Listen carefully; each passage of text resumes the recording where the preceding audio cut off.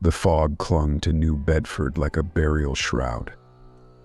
I peered out the windshield of my beat-up Ford, straining to make out the road ahead, as I navigated the winding streets down to the docks. The gloom seemed to swallow up the feeble glow of the streetlights, leaving only small islands of sickly yellow illumination floating in the murk. My name's Jack Holloway. I've been with the Coast Guard for going on 20 years now. Thought I'd seen it all, but nothing could have prepared me for what was waiting out there in the mist. I pulled up to the pier, killed the engine, and sat for a moment listening to the mournful cry of a foghorn in the distance. With a weary sigh, I grabbed the bottle of Jack from the passenger seat and took a long pull. The whiskey burned going down, but it was the only thing that kept the memories at bay these days. As I stepped out of the car, the damp air hit me like a slap to the face. The thick fog muffled all sound, creating an eerie stillness broken only by the gentle lapping of waves against the pilings. I made my way down the dock, my footsteps echoing hollowly off the weathered planks. And there she was, the Stella Maris, a 300-foot cargo vessel, looming out of the mist like some ghostly apparition. Even from a distance, I could see long, jagged gouges marring her hull. Whatever had done that must have been incredibly strong to claw through solid steel. A chill ran down my spine that had nothing to do with the cold. Jack. Over here. I turned to see Tom Grayson, the harbor master, waving me over. His face was ashen, and there was a wild look in his eyes I'd never seen before. Jesus, Tom. You look like you've seen a ghost, I said as I approached. He shook his head. Worse than a ghost, Jack. We found the ship's log. You need to see this. Tom handed me a battered, leather-bound book. I flipped to the final entry, dated just 2 days prior. It's spreading faster than we thought. God help us all. The words sent a shiver through me. What the hell had happened out there? Any sign of the crew? I asked. Tom's voice was barely above a whisper. Not a soul. But there's blood, Jack. So much blood. I nodded grimly. All right, I'm going aboard. You stay here and keep everyone back until we know what we're dealing with. As I climbed the gangway, the stench hit me, the sickly sweet odor of rotting meat, mixed with the coppery tang of blood. I pulled out my flashlight and drew my sidearm, though I had a sinking feeling it would be of little use against whatever had done this. The beam of light swept across the deck, revealing streaks of dried blood and deep claw marks gouged into the metal. It looked like something had been dragging bodies across the deck.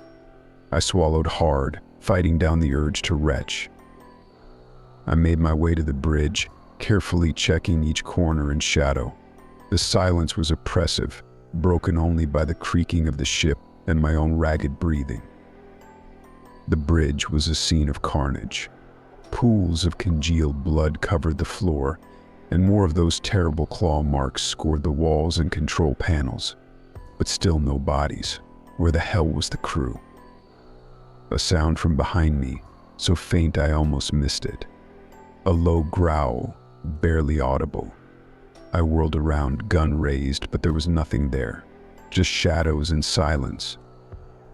My heart was pounding so hard I could hear the blood rushing in my ears. I backed slowly out of the bridge, every nerve on high alert. That's when I saw it, a flicker of movement in my peripheral vision.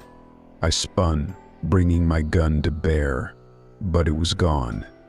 Just a glimpse of something large and dark slipping around a corner. This is Coast Guard Investigator Holloway, I called out, my voice echoing in the empty corridors. Identify yourself. No response. Just that eerie silence. I edged forward, following the direction the shape had gone. The narrow passageway seemed to close in around me, the shadows growing deeper with each step. My flashlight beam danced crazily over the blood-slicked walls, with a clatter of metal from up ahead. I froze, straining my ears. Another growl, louder this time. And then, in the beam of my flashlight, a pair of eyes reflecting the light. Inhuman eyes, glowing with a feral intelligence. I fired twice. The gunshots were deafening in the confined space. There was a yelp of pain, and then a blur of motion as something huge came barreling towards me.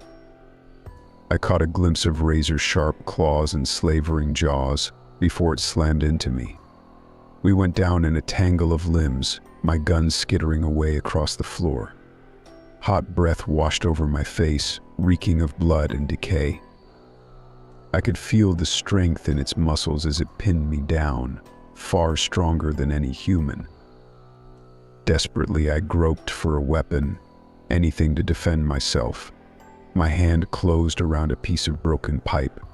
I swung with all my strength, feeling a satisfying crunch as it connected. The weight on my chest lessened for a moment. I scrambled backwards, my fingers closing around the grip of my fallen pistol.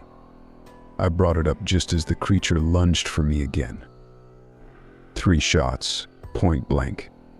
The thing staggered back, ichor oozing from the wounds, but it didn't go down.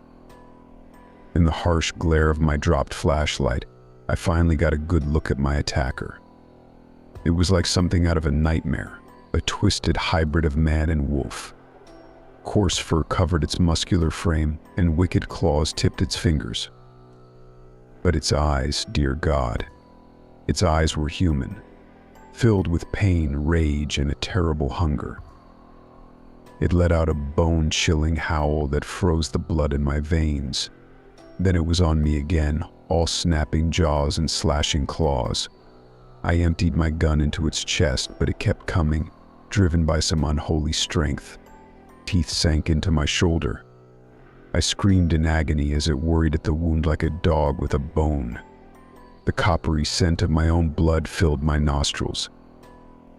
With my last ounce of strength, I reached for my belt and pulled out a flare gun. I jammed the barrel under its chin and pulled the trigger. There was a deafening roar and a blinding flash. The creature reared back, howling in pain and fury. Flames engulfed its head as it thrashed wildly, crashing into the walls. I scrambled to my feet and ran like I've never run before in my life. Behind me, I could hear the agonized howls of the burning monster echoing through the ship. I burst out onto the deck, gasping for air. "Fire!" I screamed. "The ship's on fire!" Tom and the others rushed to help me off the gangway. As my feet hit the solid ground of the pier, my legs gave out and I collapsed. The last thing I saw before losing consciousness was the Stella Maris going up in flames, black smoke billowing into the night sky. And there, silhouetted against the inferno, a figure, man-shaped, but wrong somehow. It turned to look at me, eyes gleaming in the firelight. Then the darkness took me. I woke up 3 days later in the hospital. They told me I was lucky to be alive, that I'd lost a lot of blood. The Coast Guard was calling me a hero, saying I'd stopped some kind of terrorist attack on the ship. But I knew the truth. And the truth was far worse than any terrorist. As I lay there in that sterile hospital room, the beeping of monitors my only company, I couldn't shake the memory of those eyes. Human eyes in an inhuman face, filled with an insatiable hunger. The official report said the ship had been destroyed in the fire. No bodies were ever recovered. They assumed the crew had fallen overboard or been killed by the terrorists before I arrived. I knew better. I knew what was really out there, hiding in the shadows, waiting, hungry. The doctors said the wound on my shoulder was healing well, but it still burned like fire. Sometimes, in the dead of night, I could swear I felt it pulsing, like something was trying to claw its way out from under my skin. When they finally released me from the hospital, I went straight to the nearest liquor store. I needed to numb the pain, to quiet the voices in my head, to forget those eyes. But no matter how much I drank, I couldn't shake the feeling that this was just the beginning, that what I'd encountered on that ship was just the tip of the iceberg. The fog still hangs over New Bedford, thicker than ever. Sometimes when I'm walking home late at night, I catch glimpses of shapes moving in the mist, large shapes running on all fours.